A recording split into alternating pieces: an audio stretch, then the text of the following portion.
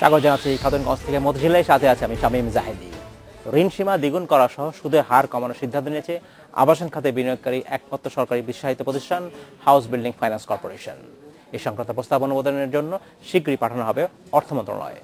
এছাড়া দেশের সব জেলা এবং উপজেলা কার্যক্রম ছড়িয়ে দিতে আরও ৭১টি শাখার অনুমোদন দিতে প্রতিষ্ঠানের পরিচালনা পর্ষদ রাজি হয়েছে। আজ আমরা আলোচনা করব আবাসন খাতের সরকারি ঋণ নিয়ে। এ নিয়ে কথা বলতে আমার সাথে স্টুডিওতে রয়েছেন বাংলাদেশ হাউস বিল্ডিং ফাইন্যান্স কর্পোরেশনের ব্যবস্থাপনা পরিচালক দেবাশিস চক্রবর্তী। তবে আলোচনা শুরু করার আগে দেখে নেব একটি প্রতিবেদন। সাধারণ মানুষের আবাসন সংকট সমাধানে পাকিস্তান সরকার ১৯৫২ সালে প্রতিষ্ঠা করে গৃহ নির্মাণ ঋণদান সংস্থা। দেশ স্বাধীন হওয়ার পর ১৯৭৩ সালে এর নাম হয় Bangladesh house building finance corporation. বর্তমানে বাড়ি ও ফ্ল্যাট নির্মাণে এই প্রতিষ্ঠান সর্বোচ্চ ৫০ লাখ টাকা ঋণ দিচ্ছে। এই ঋণ সীমা নির্ধারিত ঢাকা ও চট্টগ্রামের জন্য। দেশের অন্য এলাকার জন্য আছে ঋণ সীমার আলাদা হার। তবে বাড়ি নির্মাণ খরচ বেড়ে যাওয়ায় প্রতিষ্ঠানটি কার্যকর সেবা দিতে পারছে না বলে আছে অভিযোগ। এমন অবস্থায় সব এলাকাতেই ঋণের হার বর্তমানের চেয়ে বাড়িয়ে দ্বিগুণ করা হচ্ছে। ম্যাক্সিমাম আমি ৫০ লক্ষ টাকা লোন দিতে পারছি। এই ঋণে সব দেখা যাচ্ছে যে এই কনস্ট্রাকশন রেট বাড়লে তার সে ম্যাক্সিমাম দোতলা পর্যন্ত সে হয়তো করতে পারবে, তাতে কিন্তু আমার পারপাস সার্ভ হবে না। সর্বোচ্চ ১ কোটি টাকা পর্যন্ত এখন ধার্য করা হয়েছে, বোর্ড কর্তৃক অ্যাপ্রুভ করা হয়েছে। প্রতিষ্ঠার ৬৪ বছরে সারা দেশে এই প্রতিষ্ঠানের শাখা আছে মাত্র ২৯টি। তবে সরকার ঘোষিত সবার জন্য আবাসনের লক্ষ্যে নতুন করে আরও ৭১টি শাখার অনুমোদন দেওয়া হচ্ছে। এছাড়া সুদের হার ১০% থেকে কমিয়ে আনা হচ্ছে ৮%। আমাকে টিকে থাকতে গেলে আমার ইন্টারেস্ট রেটও কমাতে হবে। সেই অনুযায়ী আমাদের বোর্ড অলরেডি সিদ্ধান্ত দিয়েছে আমাদের ইন্টারেস্ট রেট সামনে কমবে এবং আমরা এটা অর্থ মন্ত্রণালয়ের অনুমতি পেলেই এটা কার্যকর করতে পারবো। আমলাতান্ত্রিক জটিলতা দূর করতে ডিজিটাল পদ্ধতিতে ঋণ কার্যক্রম শুরু করছে এই প্রতিষ্ঠান। গ্রাহকের আবেদন অনুমোদন হলে সর্বোচ্চ ৩০ দিনের মধ্যে ছাড় করা হবে ঋণের অর্থ। এছাড়া চালু হবে প্রবাসী ঋণ, কৃষক ঋণ ও পল্লী ঋণ। Hasif Mahmud, independent news, Dhaka. শুরু করছি আমরা আলোচনা। জনাব দেবাশিস চক্রবর্তী, আপনাকে স্বাগত জানাচ্ছি অনুষ্ঠানে। কেমন আছেন আপনি? আপনাকে ধন্যবাদ, ভালো আছি। আজ আমরা আলোচনা করতে যাচ্ছি সরকারি খাতের ঋণ নেবার জন্য হাউস বিল্ডিং এর ঋণের কথা। এবং বাংলাদেশে হাউস বিল্ডিং ফাইন্যান্স কর্পোরেশন বাংলাদেশে একমাত্র সরকারি বিশ্বায়িত প্রতিষ্ঠান যারা দীর্ঘদিন ধরে, আমি বলবো প্রায় ৫০ বছর ধরে বাংলাদেশের সাধারণ মানুষের আবাসনের জন্য যে ঋণের চাহিদা সেটা মিটিয়ে আসছে। সাম্প্রতিক সময় আপনারা বেশ কিছু বড় সিদ্ধান্ত নিয়েছেন। আপনাদের হাউস বিল্ডিং এর যে লোন দিচ্ছেন তার সীমা বাড়িয়েছে, ডাবল করেছেন এবং সুদের হারও কমিয়ে সিঙ্গেল ডিজিটে এনেছেন। এটা কিভাবে করলেন এবং এর ফলে আপনার কি মনে হয় যে বেসরকারি খাতের ঋণদাতাদের সাথে আপনারা প্রতিযোগিতায় টিকে থাকতে পারবেন কিনা? ধন্যবাদ আপনাকে প্রশ্নের জন্য। আমরা ইতিমধ্যেই মন্ত্রণালয় থেকে অনুমোদন পেয়েছি এবং আমাদের পরিচালনা পর্ষদও আমাদের অনুমোদন দিয়েছে। আমরা যেটা করেছি সেটা হচ্ছে যে আগে আমাদের বাড়ি নির্মাণের জন্য যে সিলিং ছিল ৫০ লক্ষ টাকা, সেটা দ্বিগুণ করে, সর্বোচ্চ ৫০ লক্ষ টাকা ছিল, সেটা দ্বিগুণ করে মন্ত্রণালয় ইতিমধ্যেই আমাদের ১ কোটি টাকার পারমিশন দিয়েছে। এবং এটা আমরা ১/৭/২০১৭ থেকে জুলাইয়ের ১ম তারিখ থেকেই আমরা এটা কার্যকর করব। সো অবশ্যই আমাদের যারা কম্পিটিটর তারা কিন্তু তাদের সিলিং আমাদের থেকে অনেক বেশি, যার কারণে অবশ্যই ঋণ গ্রহীতারা বরাবরই ওদের দিকে বেশি ছিল। কিন্তু এখন আমরা বলতে পারি যে আমরা একটা সেম প্ল্যাটফর্মে এসেছি এবং আমরা আমাদের যে আস্থা সবসময় যেটা রয়েছে যে সরকারি প্রতিষ্ঠান হিসেবে হাউস বিল্ডিং ফাইন্যান্স কর্পোরেশনের এটার জনগণের যে আস্থা, আমি মনে করি যে এই সিদ্ধান্তের ফলে আমরা তাদেরকে আরো উন্নত সেবা দিতে পারবো। বর্তমানে আমরা কিন্তু বিভিন্ন সময় দেখেছি যে যখন সুদের হার ছিল ১২% বা ১৩%, অনেক সময় ১৫% ছিল, তখনও কিন্তু হাউস বিল্ডিং ফাইন্যান্স কর্পোরেশন ঋণের হার ছিল 10%। কিন্তু তখন যেটা হতো যে প্রচুর মানুষ ঋণ চাইতো কিন্তু হাউস বিল্ডিং ফাইন্যান্স কর্পোরেশন দিতে পারতো না, অর্থাৎ ক্যাপিটাল শর্টফল একটা বড় ছিল। সেটার কি অবস্থা? অনেক মানুষ চাইলে কি আপনি ঋণ দিতে পারবেন নাকি আপনার কাছে অঢেল টাকা নেই? না, দেখুন, একটা আর্থিক প্রতিষ্ঠান হিসেবে আমরা নিজেরা ব্যাংকিং করি না। আমাদেরকে অবশ্যই যে ক্যাপিটালের জন্য সরকারের কাছে আমাদের ক্যাপিটাল নিতে হয়, কিন্তু আমাদের ক্যাপিটাল কিন্তু আমরা ক্যাপিটাল আকারে সরকারের কাছ থেকে কিন্তু আমরা টাকা নিয়ে নিই। আমরা যেটা নিয়েছি সেটা হচ্ছে ঋণ আকারে, এবং সরকার আমাদেরকে ৫০০ কোটি টাকা অনুমোদন দিয়েছে। সেই ৫০০ কোটির মধ্যে আমরা ইতিমধ্যেই ২০০ কোটি পেয়ে গেছি, আমরা অচিরেই আরো ৩০০ কোটি টাকা পেয়ে যাব।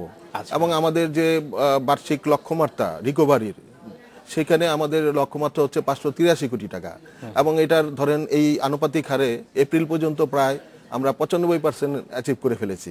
আচ্ছা, হ্যাঁ, সো আমার বিশ্বাস যে এখন আর হাউস বিল্ডিং এর আমাদের যে ফান্ডে যে ক্রাইসিস ছিল সেটা আমরা ফেস করব না।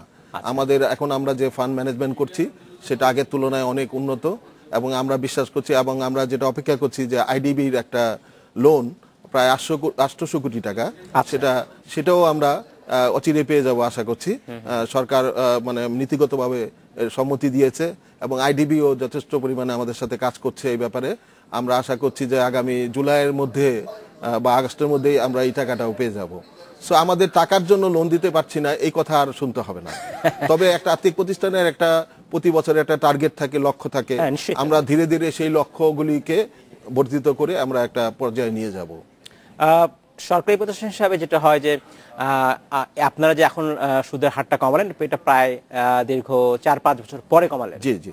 অর্থাৎ আমি বলতে চাচ্ছি যে বাজারের সাথে খুব তাল মিলিয়ে চলতে আপনার সমস্যা হয়, খুবই স্বাভাবিক। সরকারি প্রতিষ্ঠান হিসেবে আপনার কিছু লিমিটেশনস আছে, মন্ত্রণালয় বোর্ড হয়ে আসতে হবে, কিন্তু বেসরকারি প্রতিষ্ঠান দেখা যায় তারা কিন্তু খুব দ্রুত সিদ্ধান্ত নিয়ে ফেলে। হ্যাঁ, আমি যখন বলছি যে যখন 15% ছিল সুদের হার এভারেজে, খুব দ্রুতই তারা 8 বা 9% নিয়ে এসেছিল। এইখানে সরকারি প্রতিষ্ঠান হিসাবে আপনি যদি দেখি তাহলে আর কি বাড়তি সুবিধা আসলে একজন ঋণ গ্রহীতা দেখতে পাবে যে কারণে একটা বেসরকারি প্রতিষ্ঠানের কাছে না যে আপনার কাছে ঋণ নিতে আসবে? কেন সেটা? দেখুন, আমরা একটা জিনিস আমাদের PO7 অনুযায়ী আমরা পরিচালিত হয়, আমাদের ঋণ কার্যক্রম পরিচালিত হয়, এবং PO7 এর যেটা আমাদের বলা আছে আমরা কখনোই কম্পাউন্ডিং ইন্টারেস্ট চার্জ করতে পারবো না, দ্যাট ইজ সুদের উপর সুদ চার্জ করতে পারবো না। এবং এইটা কখন হবে? যখন একজন খেলাপি হয়ে যায়। সেই ক্ষেত্রে দেখা যায় যে আমাদের যারা প্রতিযোগী প্রতিষ্ঠান রয়েছে তারা কিন্তু সুদের উপর সুদ চার্জ করে। আচ্ছা, হ্যাঁ, বা আপনি যদি ওই অবস্থায় কেউ রিশিডিউল নিতে যায় তখন দেখা যায় রিশিডিউলের যে সুদের টাকাটা সেটা ক্যাপিটালাইজ করে ফেলে। সো আমাদের প্রতিষ্ঠান আমরা সেটা পারি না, এবং আমি 1952 সাল থেকে আমরা এই কার্যক্রম চালিয়ে আসছি, এবং এখানে আমরা কখনোই সুদের উপর সুদ চার্জ করিনি। আচ্ছা, সেটা আপনি একটা বড় সুবিধা দেখছেন যে কারণে আসলে সাধারণ যারা। আর আরেকটা বিষয় যেটা আপনি বললেন যে আসলে অনেক ক্ষেত্রেই দেখা যায় প্রাইভেট প্রতিষ্ঠানগুলি খুব দ্রুত সিদ্ধান্ত নিতে পারে, হ্যাঁ, কিন্তু তারা সুদের হারটা তাদের থাকে ফ্লেক্সিবল। আচ্ছা, হ্যাঁ, তারা কখনো দেখা যায় যে 8.5-এ যাচ্ছে, কিন্তু পরবর্তীতে দেখা যায় এটা 11, 12, 13 হয়ে যায়। এটা করতে পারে তাৎক্ষণিক সিদ্ধান্তে। সরকারি প্রতিষ্ঠান আপনারা পারেন? আমরা পারি না, আমাদেরকে সেটা সরকারের কাছ থেকে অনুমোদন নিয়ে আসতে অনেক সময় নেয়। ধন্যবাদ জনাব চক্রবর্তী। আমরা নিব একটি বিরতি। Thank you. আমরা নিচ্ছি একটি বিরতি, আমাদের সাথেই থাকবেন। একবার খাতুনগঞ্জ থেকে মতো ছিল। আজ আমরা আলোচনা করছি আবাসন খাতের ঋণ নিয়ে। এই নিয়ে কথা বলতে আমাদের সাথে স্টুডিওতে রয়েছেন বাংলাদেশ হাউস বিল্ডিং ফাইন্যান্স কর্পোরেশনের ব্যবস্থাপনা পরিচালক দেবাশিস চক্রবর্তী। দেবাশিস চক্রবর্তী, আপনাকে আবারও স্বাগত জানাচ্ছি অনুষ্ঠানে। ধন্যবাদ আপনাকে। এখন যে বিষয়টা আপনার কাছে আমি জানতে চাই সেটা হচ্ছে আপনারা বলছেন ঋণের যে সিলিং সেটা বাড়িয়েছেন, সুদের হার কমিয়েছেন, এর ফলে বেসরকারি খাতে যারা ঋণদাতা আছেন তাদের সাথে আপনারা কম্পিটিশন যেতে পারবেন। কিন্তু বেসরকারি খাতের প্রতিষ্ঠানের সাথে কম্পিটিশন দিতে হলে আপনার কিছু নতুন প্রোডাক্ট থাকা দরকার। কি এমন নতুন প্রোডাক্ট এনেছেন আপনি যার ফলে যারা কাস্টমার তাদের আপনাদের প্রতি আকৃষ্ট হবে? ধন্যবাদ আপনাকে। অ্যাকচুয়ালি আমাদের যে বর্তমানে যে প্রোডাক্টগুলি আছে সেগুলি অ্যাকচুয়ালি অনেকেই বুঝতেন না, আমরা অনেক সময় কনফিউশনে ছিলাম। আমরা যেটা করেছি, আগে টার্গেট ঠিক করেছি, আমরা টার্গেট ঠিক করে যে আমাদের প্রোডাক্টগুলিকে সেভাবে সাজিয়েছি। আচ্ছা, আমরা নগর আবাসন ঋণ নামে একটা ঋণ চালু করেছি, সেটা আমরা ঢাকা ও চট্টগ্রাম মেট্রোপলিটন এলাকার জন্য আমরা এই আবাসন ঋণটা চালু করেছি। তারপরে আমরা পল্লী ঋণ আবাসন ঋণ বলে একটা ঋণ চালু করেছি, যেটা হচ্ছে পেরি আরবান এলাকা, হ্যাঁ, এবং রুরাল এলাকার জন্য আমরা এই লোনটা চালু করেছি। আর তাছাড়া আপনার প্রবাসীদের জন্য, যারা জানেন যে বিদেশে থেকে যথেষ্ট পরিশ্রম করে তারা উপার্জন করছে, কিন্তু তাদের জমি আছে, তারা বিনিয়োগ করতে চায়, অনেক ক্ষেত্রে তারা এই বিষয়টাতে সহযোগিতা পায় না। তা আমরা প্রবাসীদের জন্য আমরা এটা একটা নতুন প্রোডাক্ট চালু করেছি, এবং তারা আপনারা আমাদের এই দেশের জনগণের মতোই তারা ঋণ নিতে পারবে, এবং তারা তাদের জন্য মেয়াদটা বেশি। অন্যান্য ঋণের ক্ষেত্রে আমাদের মেয়াদ হলো সর্বোচ্চ 20 বছর, কিন্তু প্রবাসীদের জন্য আমরা 25 বছর মেয়াদ রেখেছি। আচ্ছা, সো যে কোনো প্রবাসী যারা 3 বছরের বেশি সময় ধরে বাইরে অবস্থান করছেন তারা এই ঋণটা গ্রহণ করতে পারবেন, এবং আমরা বিদেশ থেকেই তারা আমাদের ঋণ পরিশোধ করতে পারবেন। সিনিয়র সিটিজেনদের জন্য কিছু করছেন কিনা? কারণ সাধারণত দেখা যায় যে মানুষজন রিটায়ারমেন্টের পরে তারা আসলে বাড়ি করতে আগ্রহী হন, সেক্ষেত্রে তাদের জন্য কোনো ব্যবস্থা আছেন কিনা? অবশ্যই আপনি ভালো একটা প্রশ্ন করেছেন। আমরা 1952 সাল থেকে কাজ করে আসতেছি, কিন্তু আমাদের যে ঋণ আদায়ের যে পদ্ধতিটা সেটা হচ্ছে যে এখনো ধরেন আমাদের ডিপোজিটের বই, যেটা আমরা বইয়ের টাকাটা জমা নিয়ে থাকি, আমরা নিজস্ব ব্যাংকিং করি না, যার ফলে অন্যান্য ব্যাংকের উপর আমাদের নির্ভরশীল হতে হয়। ওখানে যদি কোনো ভোগান্তি হয় সেটার কিন্তু কথা আমাদেরকে শুনতে হয়। আমরা হয়তো পর্যায়ক্রমে আমরা নিজেরাও ব্যাংকিং সাইডে চলে যাব, তবে এই মুহূর্তে আমাদেরকে অন্যান্য ব্যাংকের উপর নির্ভরশীল হতে হচ্ছে। এবং আমরা যে নতুন বিষয়টা আমরা ইতিমধ্যেই চালু করার জন্য সিদ্ধান্ত দিয়েছে আমাদের পরিচালনা পর্ষদ, এবং আমরা আশা করছি সেটা জুলাই থেকে চালু করব। যারা ধরেন বইয়ে জমা দিচ্ছেন টাকাটা, তাদের আর বই দিয়ে টাকা জমা দিতে যেতে হবে না ব্যাংকে। তাদের 56টা ব্যাংকে, যে কোনো ব্যাংকে তাদের অ্যাকাউন্ট থাকুক না কেন, অটোমেটিক আমরা তাদের অ্যাকাউন্ট থেকে মাসিক কিস্তিটা আমরা নিয়ে আসবো। এই ক্ষেত্রে আমরা স্ট্যান্ডার্ড চার্টার্ড ব্যাংকের সাথে একটা চুক্তি করছি। কিন্তু স্ট্যান্ডার্ড ব্যাংকে অ্যাকাউন্ট আছে এমন লোকের সংখ্যা বেশি তো নাই। না, স্ট্যান্ডার্ড চার্টার্ড ব্যাংকে অ্যাকাউন্ট থাকতে হবে না। এটা হচ্ছে বাংলাদেশ ব্যাংকের নিয়ন্ত্রণে যে বিএফটিএন আছে, সেই বিএফটিএন এর মাধ্যমে আমরা 56টা ব্যাংকে, যে কোনো ব্যাংকে তার অ্যাকাউন্ট থাকুক, তার কাছ থেকে একটা অনুমতি নিয়ে নেব, এবং ওইখান থেকে আমরা মাসে মাসে তার কিস্তিটা নিয়ে আসবো। এবং এটা সাথে সাথে এখানে কোনো থাকবে না, মানে ইনস্ট্যান্টলি এটা জমা হয়ে যাবে, এবং উনি একটা মেসেজও পাবেন যে ওনার টাকাটা জমা হয়েছে। ধন্যবাদ। পল্লী ঋণ বা প্রবাসী ঋণ আমরা যেটা বলছি, এগুলোর জন্য এই ঋণ পেতে হলে কি ধরনের ক্রাইটেরিয়া প্রয়োজন? আমি যদি পল্লী ঋণের কথা বলি, এখন আমাদের পল্লী ঋণের সুদের হার মাত্র 8.5%। আচ্ছা। এবং আমরা যেটা করেছি, অ্যাকচুয়ালি ক্রাইটেরিয়া বলতে জেনারেল বিষয়টা হচ্ছে যে তার একটা জমি থাকতে হবে, সেই জমিতে ওই এলাকায় যে আপনার যে কর্তৃপক্ষ অনুমোদন দিয়ে থাকেন, সেই কর্তৃপক্ষের অনুমোদিত প্ল্যান থাকতে হবে, এবং সেই প্ল্যান অনুযায়ী ওনারা আমাদের কাছে দরখাস্ত করলে আমরা যদি জমির মালিকানা ঠিক পাই, এবং প্ল্যান যদি ওনার প্ল্যান অনুযায়ী যে কাজটুকু উনি করেছেন সেটা যদি ঠিক থাকে, আমরা কিন্তু 80-20% রেশিওতে, দ্যাট ইজ 80% লোন দিয়ে দেবো আমরা, আর 20% শুধু ওনাদের নিজস্ব ইকুইটি বিনিয়োগ করতে হবে। আমরা তাদেরকে বাড়ি নির্মাণের জন্য সহায়তা করব। এছাড়াও আমি আপনাকে এখানে যোগ করতে চাচ্ছি যে আমরা এখন যেটা বেশি গুরুত্ব দিচ্ছি যে ইকো ফ্রেন্ডলি, এবং আমরা উত্তম স্যানিটেশন ব্যবস্থা, এই ধরনের ব্যবস্থা, এবং লো কস্ট হাউজিং, এগুলির দিকে বেশি গুরুত্ব দিচ্ছি। আমরা যদি পল্লী এলাকায় এরকম ধরনের কোনো পাইলট প্রোগ্রাম করতে পারি, ইতিমধ্যেই আমরা বিল্ডিং রিসার্চ ইনস্টিটিউটের সাথে কথা বলেছি, এবং তাদের কাছ থেকে আমরা টেকনোলজি নিয়ে, এবং বাইরের কয়েকটা দেশের সাথে আমরা কথা শুরু করেছি, ওদের কাছ থেকে টেকনোলজি নিয়ে আমরা যদি পাইলট করি, কয়েকটি জায়গায় মডেল হিসেবে কিছু বাড়ি তৈরি করি আমরা, এবং এটা কিন্তু আপনার ভূমিকম্প প্রতিরোধে সক্ষম এবং ইকো ফ্রেন্ডলি, সব দিকে কিন্তু বর্তমানে যে আমরা নিয়মে বিল্ডিং তৈরি করি তার থেকে সব দিক থেকে উন্নত। আমরা তাদেরকে উদ্বুদ্ধ করতে হবে যাতে তারা এই বাড়িতে নির্মাণে আগ্রহী হয়, সেজন্য আমরা কাজ করছি। এটার আপনারা অচিরেই দেখতে পারবেন। এটা এই যদি ইকো ফ্রেন্ডলি কথা বলছেন, সেটা সে সার্ভিসটা প্রোভাইড আপনারা করতে পারবেন না? নিশ্চয়ই সরকারের বিল্ডিং রিসার্চ ইনস্টিটিউট করবে।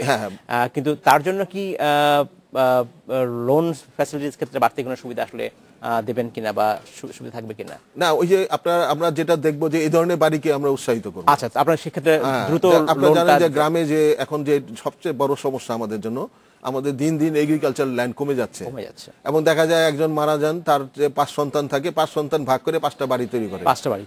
এখানে কিন্তু আমাদের এগ্রিকালচার ল্যান্ড নষ্ট হয়ে যাচ্ছে। আমরা এটাকেই প্রতিরোধ করার জন্য, এবং প্রধানমন্ত্রী যে ইচ্ছা, সেক্ষেত্রে তো আসলে হাই রাইজ বিল্ডিং এর কথা ভাবা উচিত। আমরা সেইটাই চিন্তা করছি, এবং পল্লী অঞ্চলে কিন্তু অন্যান্য যারা প্রতিযোগী আমাদের, তারা কিন্তু পল্লী অঞ্চলে তাদের অবস্থান নাই। আমরা কিন্তু পল্লী অঞ্চলে ফ্ল্যাট ঋণের প্রতি বেশি গুরুত্ব দিচ্ছি। আমরা ইতিমধ্যেই কথা বলেছি, রিহ্যাবের সাথেও আমরা কথা শুরু করব, এবং তাদেরকে আগ্রহী করব আমরা।